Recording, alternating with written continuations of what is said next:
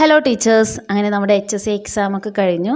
ഏറെ നാളത്തെ പ്രിപ്പറേഷനും എഫേർട്ടൊക്കെ എടുത്തിട്ടാണ് പലരും ഈ ഒരു എക്സാം അറ്റൻഡ് ചെയ്തിട്ടുള്ളത്. ഞാൻ ഈ ഒരു വീഡിയോ ചെയ്യുന്നത് എക്സാമിനെ കുറിച്ചിട്ടുള്ള ഒരു അനാലിസിസോ അല്ലെങ്കിൽ വരുന്ന കട്ട് ഓഫ് പ്രിഡിക്ഷനോ ബേസ് ചെയ്തിട്ടുള്ളതോ ഒന്നുമല്ല. പകരം നമ്മളുടെ കൂട്ടത്തിൽ പലരും ഇപ്പോൾ ഫേസ് ചെയ്തുകൊണ്ടിരിക്കുന്ന നേരിടുന്ന ഒരു പ്രധാന പ്രശ്നത്തിനെ കുറിച്ചിട്ട് ഒന്ന് ഡിസ്കസ് ചെയ്യുന്നതിന് വേണ്ടിയിട്ടാണ്. എക്സാം പ്രിപ്പറേഷൻ്റെ ഭാഗമായി തന്നെ ഈ യൂട്യൂബ് കമ്മ്യൂണിറ്റിയിൽ നിന്നും ഫോം ചെയ്ത ചെറിയൊരു സർക്കിൾ ഓഫ് കോണ്ടാക്റ്റിൽ നിന്നും എനിക്ക് വന്ന പേഴ്സണൽ മെസ്സേജസ് ആണ് ഈ ഒരു വീഡിയോ ചെയ്യാൻ വേണ്ടിയിട്ട് എന്നെ പ്രേരിപ്പിച്ചത്. ഒരു ചെറിയൊരു ഗ്രൂപ്പിൽ നിന്നും എനിക്ക് ഇത്രയധികം മെസ്സേജസ് വന്നെങ്കിൽ ഇതിനനുസരിച്ചിട്ട് പുറത്ത് നിൽക്കുന്ന ഒത്തിരി പേര് ഈ ഒരു സെയിം പ്രോബ്ലം ഫേസ് ചെയ്യുന്നുണ്ടായിരിക്കും. അതായത് എക്സാം കഴിഞ്ഞു, അത് റിയാലിറ്റിയാണ്. പലർക്കും നല്ല രീതിയിൽ പെർഫോം ചെയ്യാൻ പറ്റി, ചിലർക്ക് നല്ല പ്രതീക്ഷിച്ച പോലെ ചെയ്യാൻ പറ്റിയില്ല, നെഗറ്റീവ് വന്നു. നിങ്ങൾ ആദ്യം മനസ്സിലാക്കേണ്ടത് ഇത് വളരെ നോർമലാണ്. മുമ്പ് PSC എഴുതിയവരും ഇപ്പോൾ എഴുതിയവരും ഇനി എഴുതാൻ പോകുന്നവരും എല്ലാവരും ഫേസ് ചെയ്യുന്ന സെയിം പ്രോബ്ലം തന്നെയാണ് നിങ്ങൾക്കും മുമ്പിലും വന്നിട്ടുള്ളത്. പക്ഷേ ഒരു നോർമൽ PSC ഉദ്യോഗാർത്ഥിയെ സംബന്ധിച്ചിടത്തോളം HSC ഫോക്കസ് ചെയ്ത് എക്സാം എഴുതിയവർക്ക് കുറച്ച് ഡിഫറൻസ് ഉണ്ട്. നമ്മൾ ഇത് മാത്രം ഫോക്കസ് ചെയ്തിട്ടാണ് പ്രിപ്പയർ ചെയ്തത്. അത് മാത്രമല്ല, ഇനി ഒരു HSC എക്സാം വരുന്നതിന് വേണ്ടിയിട്ട് വർഷങ്ങളുടെ ഇടവേളകൾ ഉണ്ടായിരിക്കും. ഇനി ഒരു HSC ഉണ്ടാവുമോ എന്ന് തന്നെ പലരും സംശയം പ്രകടിപ്പിക്കുന്നുണ്ട്. അപ്പോൾ ഈ ഒരു അവസരത്തിൽ നമ്മൾ നോർമലി ഒത്തിരി ആൻസൈറ്റിയും സ്ട്രെസ്സിലൂടെയും ഒരു സ്റ്റക്ക് ഫേസിലൂടെയാണ് പലരും കടന്നു പോകുന്നത്. അപ്പോൾ ഇതിൻ്റെ സൈക്കോളജിക്കൽ റീസൺ എന്താണ്? ഇത് നിങ്ങൾക്ക് മാത്രമല്ല ഫേസ് ചെയ്യുന്നത്, ഒത്തിരി പേര് ഈ ഒരു അവസ്ഥയിലൂടെ കടന്നു പോകുന്നുണ്ട്. അപ്പോൾ ഇതിൻ്റെ ഒരു സൈക്കോളജിക്കൽ റീസൺ എന്താണ്, അത് നമുക്ക് എങ്ങനെ ഓവർകം ചെയ്യാം എന്നതാണ് ഞാൻ ഈ വീഡിയോയിലൂടെ പറയാൻ ഉദ്ദേശിക്കുന്നത്. ആദ്യമായിട്ട് നമുക്ക് എന്താണ് ഈ ഒരു പോസ്റ്റ് എക്സാം പീരീഡിൽ ഇത്രയും സ്ട്രെസ്സും ഒരു സ്റ്റക്ക് ഫീലിംഗ് ഒക്കെ വരാനുള്ള റീസൺ എന്ന് നോക്കാം. ഒന്നാമത്തത് പോസ്റ്റ് അഡ്രിനാലിൻ ക്രാഷാണ്. നമ്മുടെ പ്രിപ്പറേഷൻ്റെ സമയത്താണെങ്കിൽ ബ്രെയിൻ നല്ല ആക്റ്റീവായിരുന്നു, നല്ല ഹൈ അലേർട്ട് സ്റ്റേറ്റിലായിരുന്നു. ആ സമയത്താണെങ്കിൽ സ്ട്രെസ് ഹോർമോൺസ് ആയിട്ടുള്ള കോർട്ടിസോൾ, അഡ്രിനാലിനൊക്കെ നല്ല രീതിയിൽ നമ്മളിൽ പ്രൊഡ്യൂസ് ചെയ്തിട്ടുണ്ടായിരുന്നു. പക്ഷേ എക്സാം കഴിഞ്ഞതോടുകൂടി ഈ ബ്രെയിനിൻ്റെ ഹൈ അലേർട്ട് സ്റ്റേറ്റിൽ നിന്നുള്ള കണ്ടീഷൻ ചേഞ്ചായി. പെട്ടെന്ന് തന്നെ ഒരു സഡൻ ഹോർമോൺ ലെവലിൽ ഒരു ഡ്രോപ്പാണ് ഇപ്പോൾ സംഭവിച്ചിട്ടുള്ളത്.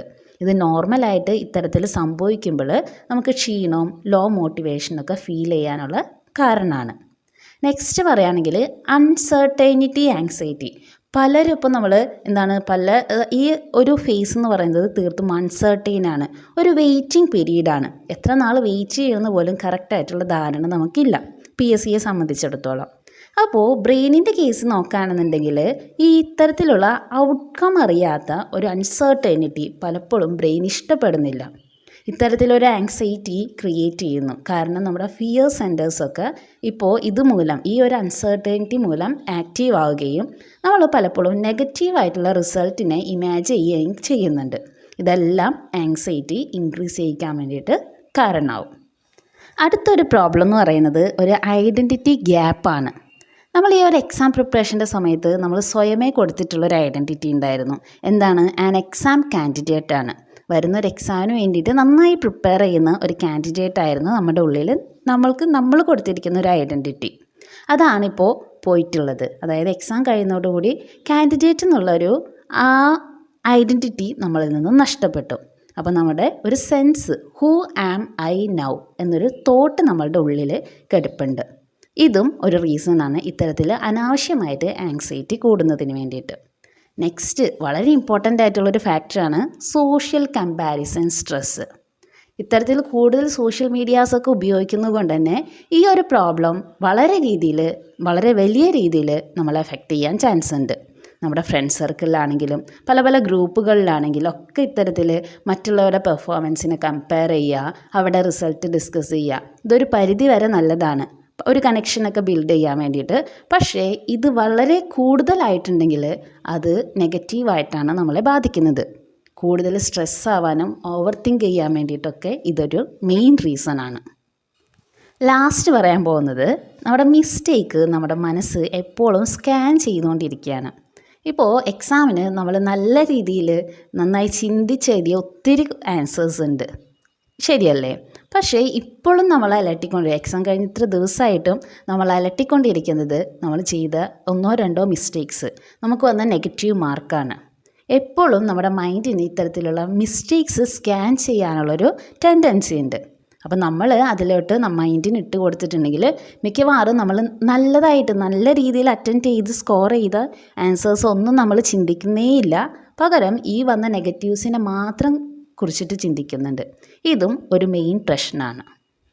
ഈ പ്രധാനപ്പെട്ട ഈ 5 കാര്യങ്ങളാണ് നിങ്ങൾ മെയിനായിട്ട് എക്സാം കഴിഞ്ഞിട്ട് ഇത്തരത്തിലുള്ള സ്ട്രെസ്സും ഒരു സ്റ്റക്ക് ഫീലിങ്ങും ഓവർ തിങ്കിങ്ങും ആങ്സൈറ്റിയും ഒക്കെ ഉണ്ടാവാൻ വേണ്ടിയിട്ട് റീസൺ.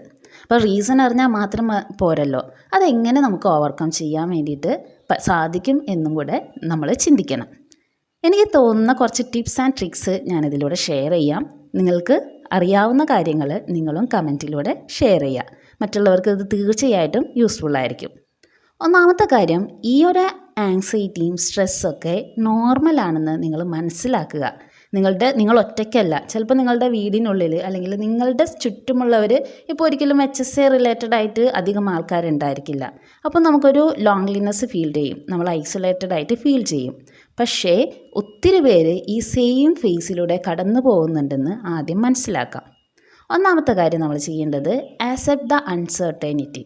നമുക്കറിയാം PSC എക്സാമാണ് നമ്മൾ എഴുതിയത്, അത് അൺസർട്ടൈനാണ്. അപ്പോൾ അത് ഏത് സമയത്ത് റിസൾട്ട് വരും എന്നൊക്കെ നമുക്ക് ഏകദേശം ധാരണയുണ്ട്. എങ്കിൽ കൂടിയും ഈ ഒരു സ്ട്രെസ്സും ആങ്സൈറ്റിയും വരുന്നതിൻ്റെ റീസൺ നമ്മൾ കൃത്യമായി മനസ്സിലാക്കിയിട്ട് അതില്ലാതാക്കാനും ഈ ഒരു അൺസർട്ടനിറ്റി ആക്സെപ്റ്റ് ചെയ്യാൻ വേണ്ടിയിട്ട് നമ്മൾ തയ്യാറാവാം.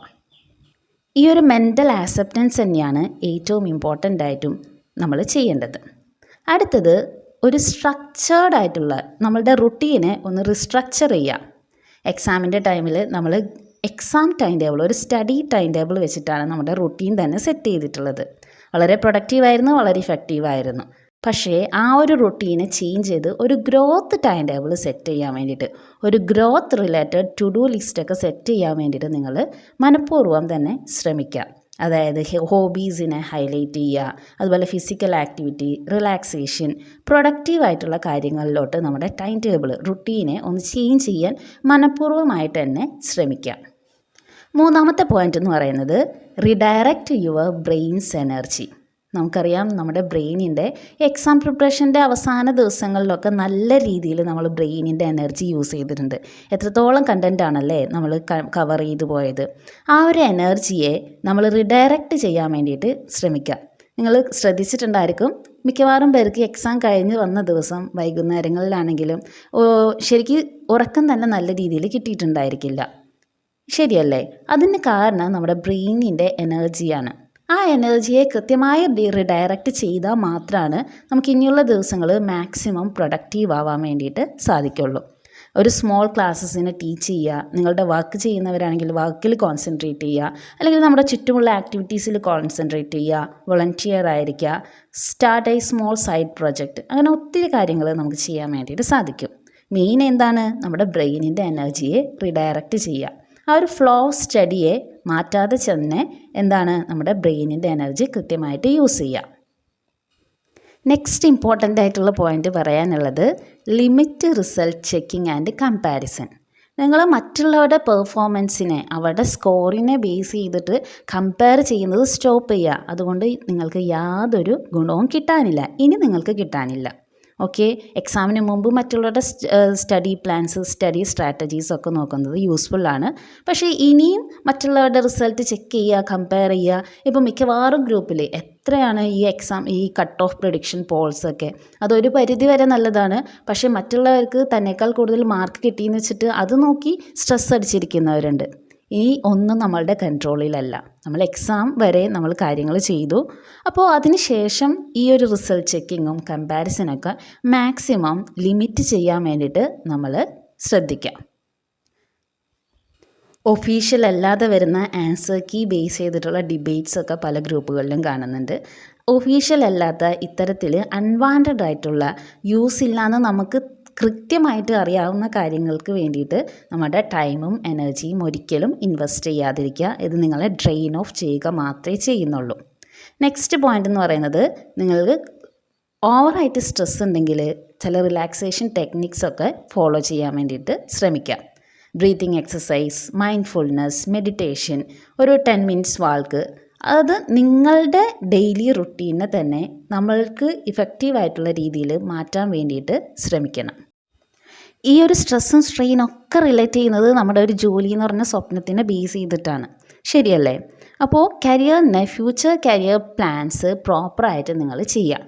ഇപ്പോൾ നല്ല രീതിയിൽ പെർഫോം ചെയ്ത് ഫസ്റ്റ് റാങ്ക് കിട്ടുന്നവർക്ക് പോലും ഏകദേശം 1 വർഷത്തോളം കാത്തിരിപ്പുണ്ട് ഈ ഒരു ജോലിയിലോട്ട് കയറാൻ വേണ്ടിയിട്ട്.